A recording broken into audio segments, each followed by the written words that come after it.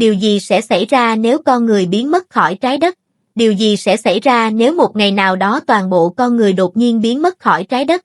Không chiến tranh, không dịch bệnh, không dấu hiệu báo trước, chỉ đơn giản là trong một khoảnh khắc, hơn 8 tỷ người trên hành tinh bỗng nhiên biến mất. Những thành phố vẫn còn đó, nhà cửa vẫn đứng yên, xe cộ nằm trên đường nhưng không còn một ai điều khiển thế giới nữa. Ngay trong 24 giờ đầu tiên, sự im lặng sẽ bắt đầu lan rộng khắp hành tinh. Điện trong các thành phố không tắt ngay lập tức, vì nhiều nhà máy điện vẫn đang vận hành tự động. Nhưng khi không còn con người điều khiển, phần lớn hệ thống điện sẽ bắt đầu sụp đổ từng khu vực. Các nhà máy nhiệt điện cần nhiên liệu liên tục, các lò phản ứng hạt nhân cần giám sát. Khi hệ thống tự động dừng lại để tránh nguy hiểm, điện lưới trên toàn cầu sẽ lần lượt tắt dần. Ban đêm, những thành phố từng rực sáng như New York, Tokyo hay Paris sẽ chìm vào bóng tối hoàn toàn lần đầu tiên sau hơn một thế kỷ.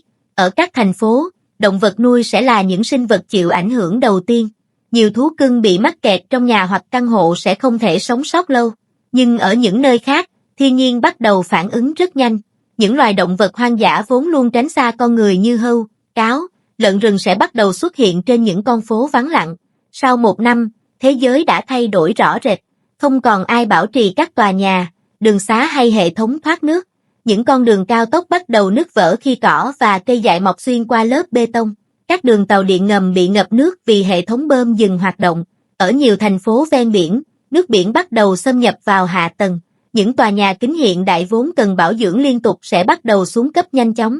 Chỉ cần một cơn bão lớn làm vỡ vài cửa sổ, nước mưa có thể tràn vào bên trong và phá hủy kết cấu nội thất. Trong khi đó, thiên nhiên không hề lãng phí thời gian. Cây cối mọc trong các bãi đỗ xe, chim làm tổ trên đèn giao thông, và nhiều loài động vật bắt đầu quay lại những khu vực từng bị con người chiếm giữ. Ở những nơi như rừng rậm hoặc vùng nông thôn, sự phục hồi diễn ra nhanh hơn. Các cánh đồng nông nghiệp không còn được canh tác sẽ dần biến thành đồng cỏ tự nhiên, rồi sau đó là rừng non. Những con sông từng bị chặn bởi đập hoặc hệ thống thủy lợi bắt đầu thay đổi dòng chảy khi công trình xuống cấp. Nhưng sự thay đổi thật sự ấn tượng sẽ xuất hiện sau 100 năm. Một thế kỷ không có con người đủ để nhiều thành phố lớn trở thành tàn tích. Phần lớn các tòa nhà bê tông cốt thép bắt đầu sụp đổ khi thép bên trong bị ăn mòn bởi nước và thời tiết. Cầu đường gãy đổ, mái nhà mục nát, và thiên nhiên gần như nuốt trọn các khu đô thị. Những thành phố từng đông đúc có thể biến thành những khu rừng rậm rạp. Cây cối mọc xuyên qua các tòa nhà đổ nát, dây leo phủ kín tường bê tông. Ở nhiều nơi, rất khó để nhận ra rằng đây từng là trung tâm văn minh của nhân loại. Động vật hoang dã lúc này có thể phát triển mạnh mẽ hơn bao giờ hết. Sói, gấu, hươu và nhiều loài khác mở rộng lãnh thổ. Các đại dương cũng bắt đầu phục hồi khi không còn đánh bắt công nghiệp và ô nhiễm quy mô lớn. Nhiều hệ sinh thái vốn bị tổn thương nghiêm trọng có cơ hội tái sinh. Tuy nhiên, dấu vết của con người vẫn chưa biến mất hoàn toàn. Một số công trình bằng đá hoặc kim loại khổng lồ như tượng đài, đập thủy điện hay đường hầm có thể tồn tại hàng trăm hoặc thậm chí hàng nghìn năm. Và những vật liệu nhân tạo như nhựa hay chất thải phóng xạ sẽ tiếp tục tồn tại trong môi trường rất lâu sau khi chúng ta biến mất.